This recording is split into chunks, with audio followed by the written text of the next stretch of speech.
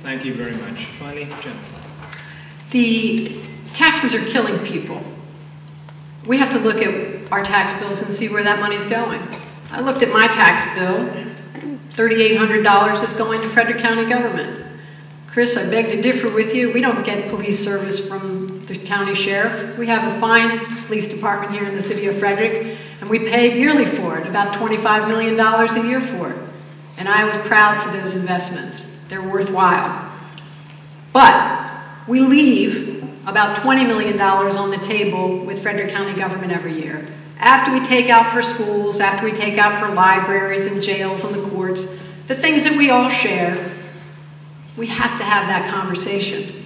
And hadn't we lowered the homestead property tax credit when I was in office from 10% to 5%, you would really be screaming about your tax bills. We are proud that we lowered that. And it was a debate. We didn't get along over that because I wanted the aldermen to come up with spending cuts commensurate with those lost revenues. But we did it. And that's why reducing the homestead property tax credit to 3% would allow you to have that cushion, that protection against a rate of increase that is way beyond your ability to earn more money. You know, I'm accused of having gimmicks. These are things that we've done. Saved me about $350 this year. I don't know what it saved you. We have to make a commitment to do real things. This is not about textbooks. This is about what makes sense in the real world. And the assessable base in our city will grow, and it will continue to grow based on the values of our homes and based on new businesses. Just think about it. BP Solar, MedImmune, Wells Fargo, the Carroll Creek developments bring in over $600,000 a year in city property tax revenue alone.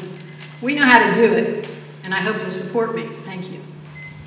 Thank you very much. That wraps the question and answer portion of our rebuttal. Oh, I'm sorry. Hi, Cliff. I'm sorry, everybody's in a rush to get out of here. I apologize. Excuse me. I'm not.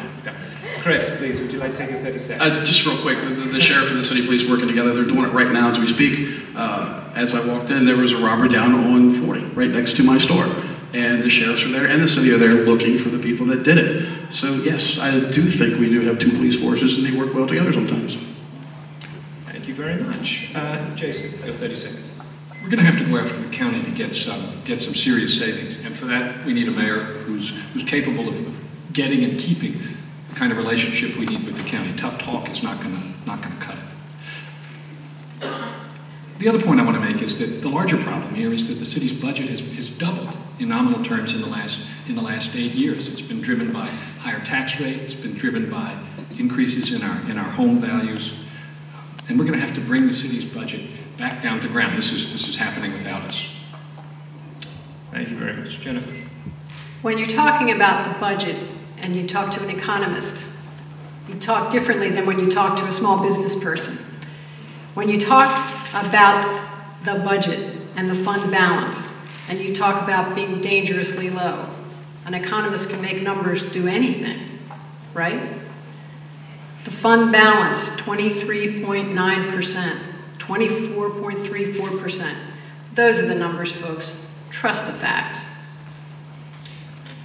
Thank you very much. Right, this is the portion I jumped ahead to. We are now done with our question and answer portion of the event. We're now moving on to our closing statements in reverse order from the opening statements, which means, Jennifer, if you would kindly lead us off. 1 minute. I will. I would not be running if I didn't think I could fix what is broken. 8 years ago, I did start a change in city government, and with your help, we can complete it. I have been told that this election transcends normal politics. It's less about party and more about the future of Frederick. It's about electing someone who has the experience to tackle the important issues, the creativity to solve the problems, and the backbone to get it done. But as you know, I am a Democrat, and a Democrat who believes in open and transparent government, solid services, and progressive policies. 4 years ago, fewer than 4,000 Democrats voted in our primary. I have certainly learned a lot since then. I'm asking you to check your polling place and make something happen on September 15th. I'll make you a simple promise. No one will work harder for you, and I'll give you good government with no secrets. I ask for your vote on September 15th. Thank you. Thank you very much. Jason? I'm with Jennifer in this. I think the difference in this race is experience. My experience is on exactly the economic issues that the city's facing now. And for the details about my experience and my proposals, I'd ask that you go to our website. It's juddformayor.com. What we need, I think, is a mayor who understands economic policy, a mayor who's been an effective manager, a mayor who's a proven consensus builder, somebody who can get and keep the relationships that the city needs. A mayor who knows how to go after, to campaign for, and win from the county and the state what Frederick needs. I'll be that kind of mayor. I want to thank Jennifer, and I want to thank Chris, and I want to thank the League, FCC, WFND, and the News Post for putting this together.